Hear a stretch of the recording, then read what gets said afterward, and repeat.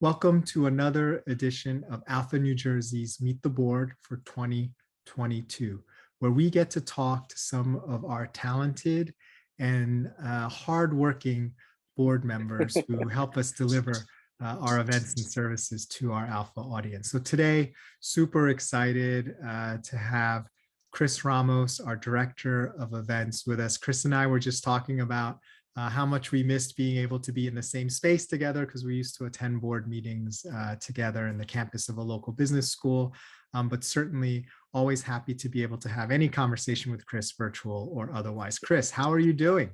I'm doing great. I've been doing well besides the pandemic. I'm taking time to take care of myself. I have a slight tan from visiting my family for the holidays.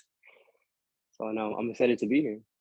Yeah, you seem very relaxed, and I see the nice beach background. So I think you're trying to extend that Yeah, mentally, that mentally, I'm tropical I'm feeling. physically I'm in New Jersey. Mentally, I'm still in Florida. Excellent, excellent. Yeah. Well, not a bad not a bad shortcut to keep extending that that good weather feeling.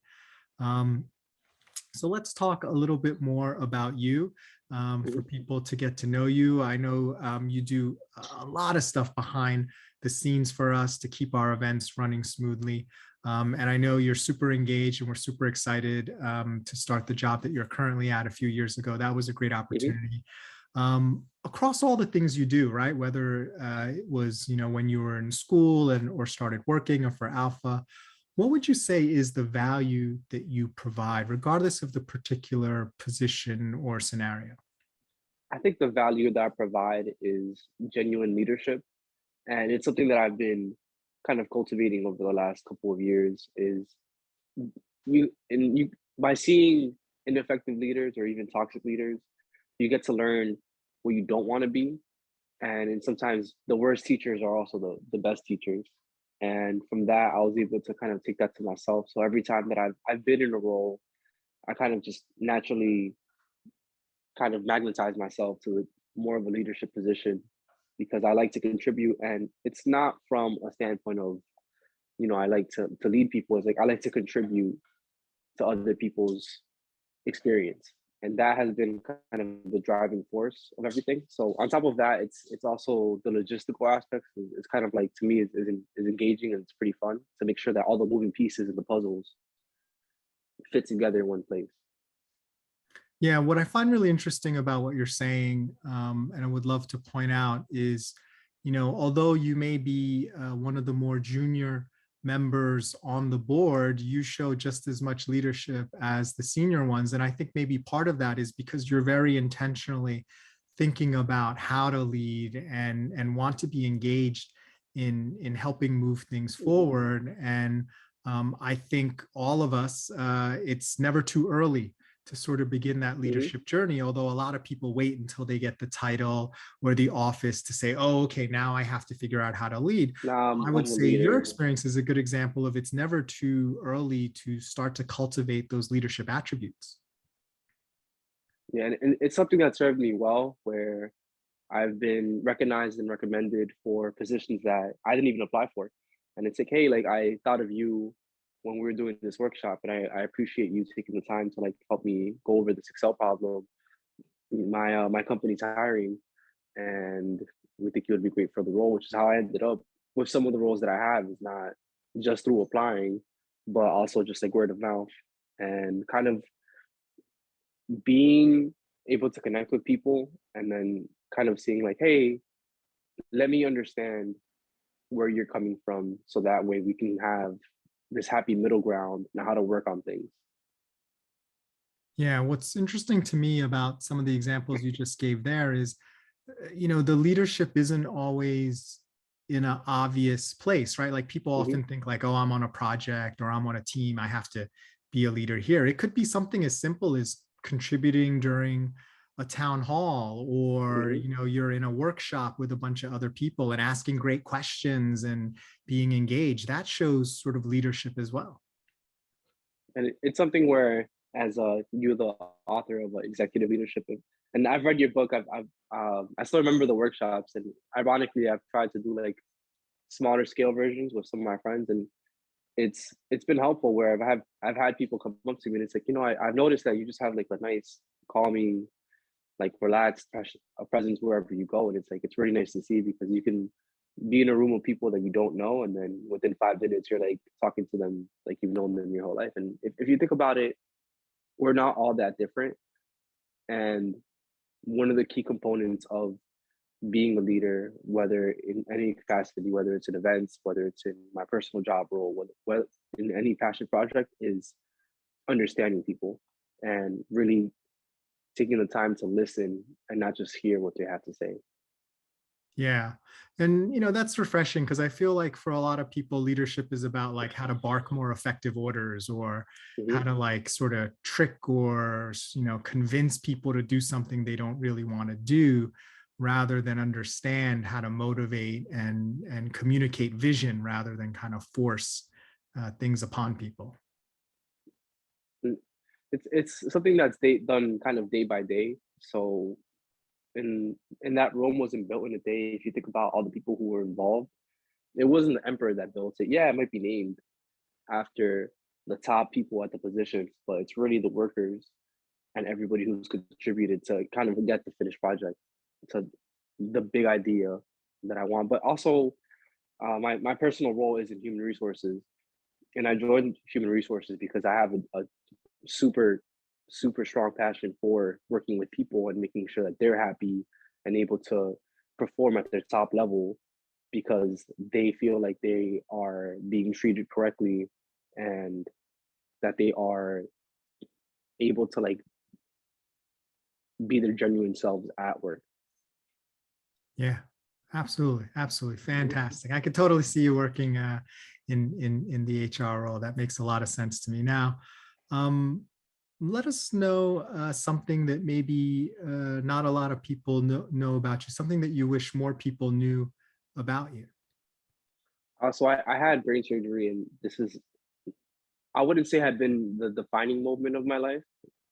One of the defining moments, and it's made me a lot more humble and appreciative of the experience where I had to relearn how to do the most basic of functions. I'm talking walking, going to the bathroom, brushing my teeth, directions, like very minor things that we take for granted. I now take them through the lens of being grateful to be able to have these things in my life.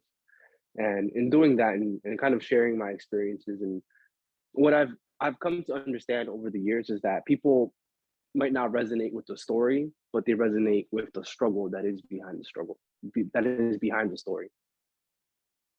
Yeah, absolutely. I mean, to overcome something like that and to come through it, I think that probably inspires a lot of people too to see that someone that they know who's in front of them, thriving, leading, um, didn't always have it the easy way, right? Had significant obstacles and challenges that they had to overcome. Yeah, and it's the way that we respond to obstacles is really what defines us. Where a lot of times there was days where it was hard to just wake up and go to rehab and try to learn how to speak and how to chew my food properly and very minor setbacks. So you scale it to now and it's like, oh man, like I can't find a parking spot. My day is thrown off. I'm like, that's kind of silly in the grand scheme of things. But it's something that has helped me because I've been frustrated where I haven't been where I wanted to be in life because I had, more than a year of my life basically just spent recovering from being in a coma, from having a brain tumor removed and the brain surgery. But in doing so, it's taught me patience. And on the flip side, what I've realized now is that like because I'm so passionate about things, I'll tend to accelerate myself and I'll like start to like overheat and I'm like, oh, I want to do these 20 things. They all sound great. But realistically, you can only do so many things in a day before the quality starts to kind of really dip. And in conversations and in connecting with people, I've been focusing more on being more in the moment and not thinking about the future things that are going to occur and just appreciate things for what they are now. So, Chris, have you noticed that there's a difference in the conversations or the quality of conversations and response you get from people when you're able to really be there with them and, talk to them in that way versus maybe at other times where you just may be distracted and not able to really concentrate? I've definitely noticed a bigger shift when people are able to be more genuine and then kind of more familiar when you start to ask them questions that like, hey, I'm actually here and I'm engaged with you versus, scrolling through my phone or going like, oh yeah, that sounds great. That's cool. And then not really having like an actual conversation.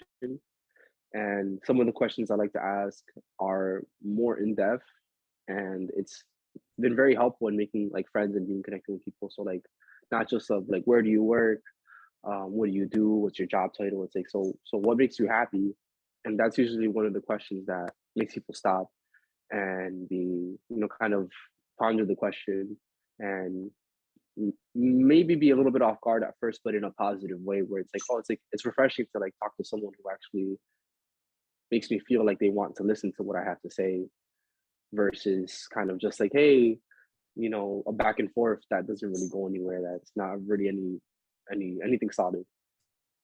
Yeah. I mean, I feel like, and I feel this even within our own household, it can be very easy to be distracted by all the Hmm. other notifications and things that you have at your fingertips to really have that connection with a human being. Sometimes it almost feels like you, sadly enough, that you need to work on it. You need to remind Hmm. yourself that the people in front of you are, very important and shouldn't take sort of second tier to a ping that comes in or someone else Hmm. who's not in the room.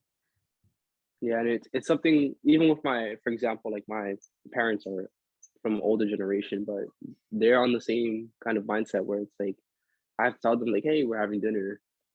You need to put your phone away because You I tell thought we your were having a parents, I love that. conversation, and I'm like, you guys need to put your phone away. And they're like, oh, I gotta do that, and like I'll just take their phone. I'm like, so and so can wait. Yeah. I don't come here like I moved away from home. So I'm like when I come home to eat, I wanted to like share the meal with you, not share a meal with a couple of screens. And they're like, damn, you're right. And I'm like, yeah, I know, because you were the ones that did it to me, and now look at you now. You forgot the own lessons that you taught me. Amazing, amazing. Yeah.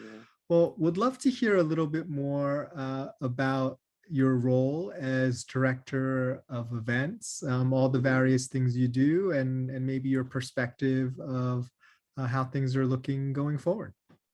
Yeah. So as the director of events for the New Jersey chapter, I've been here for about 3 years and some change. And I kind of joined immediately after I finished college. I wanted to really challenge myself to grow not only within my 9 to 5, but also in terms of being professional, in terms of leadership. And I had been part of Alpha as a student, came back, and one of the things that I deal with on a day-to-day basis is really the logistical aspect. So with any event that we have, like people who come in and attend it, we want everybody to have a great experience.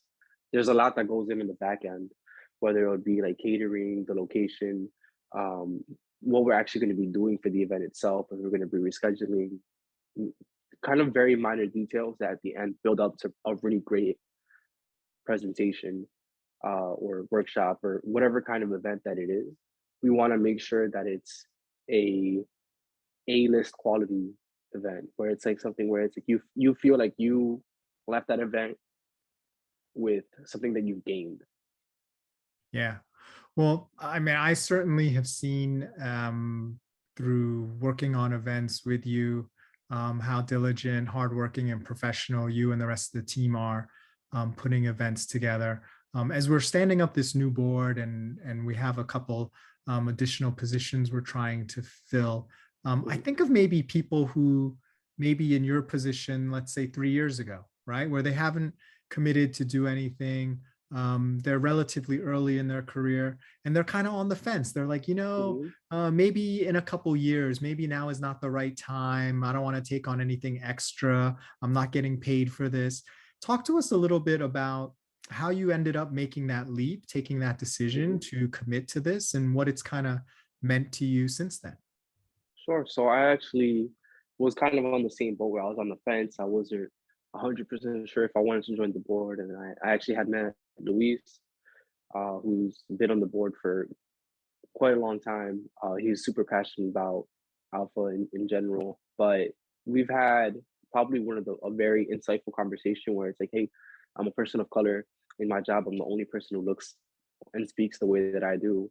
And, like sometimes people might do things that are offensive that they're not aware are offensive because they've never been around anybody who is like me, who is a Dominican male, or anybody else that comes from a different background. And it's kind of and to really see, it's like sometimes I feel like I was talking to people who didn't understand where I was coming from, where it came to like, hey, like I don't want to wait 5 years to get promoted or to make a change. Like, not that I'm in a rush to make a change, but it's also I've seen people from my own family um, not progress where they want to.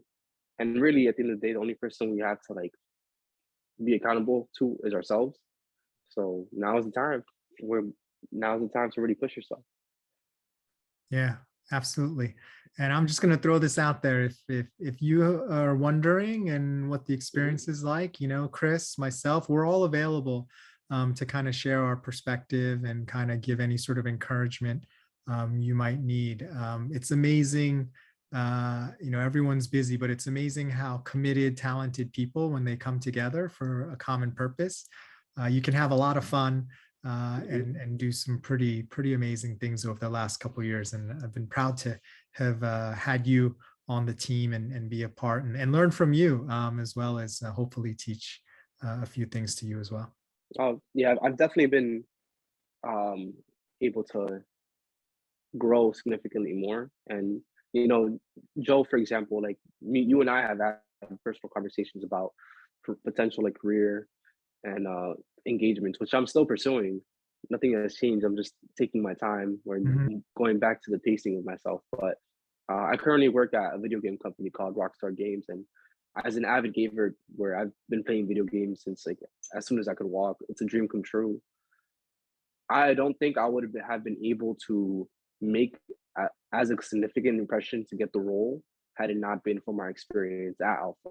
Or even though I had the HR experience, I didn't have the outstanding experience from the roles. I got it from everything that I did at Alpha. Yeah. Well, I love your perspective, how there's things that are outside of your job that, and it doesn't have to be working for Alpha or a nonprofit. It can Mhm. be anything, right? It can be a hobby you do. It can be some community service that can actually help you learn skills and sort of cross train you in things that make you more dangerous at Mhm. the job that just happens to pay the bills. Yeah, and it's true. And for example, fitness is one of my hobbies where I like to work out pretty consistently. In doing so, like I got to meet really cool people who are also passionate about keep taking care of themselves and understanding that this is an investment that you're doing early on that's going to pay off for the rest of your life. And those kind of people are also usually like pretty self-motivated to be at the gym at like 5 6 in the morning, and they're usually pretty successful in the roles that they're also in, which is also helps. It's like, hey, I have a question about like an HR question. Great, there's a dude who I run with who also does HR, who's like 10 years senior to me, that knows exactly what I'm asking. And you get to network outside of just what exactly you're doing, but you also get to pick up skills from other people who share the same hobby as you. Yeah, absolutely. Well, Chris, it's been a real pleasure catching up with you today and perhaps learning a new thing or two. And really looking forward to working with you in all your contributions as director of events for the 2022 year. Looking forward to it. We're gonna have a great year. I hope everyone's looking forward to it. For some spectacular events. Come join us.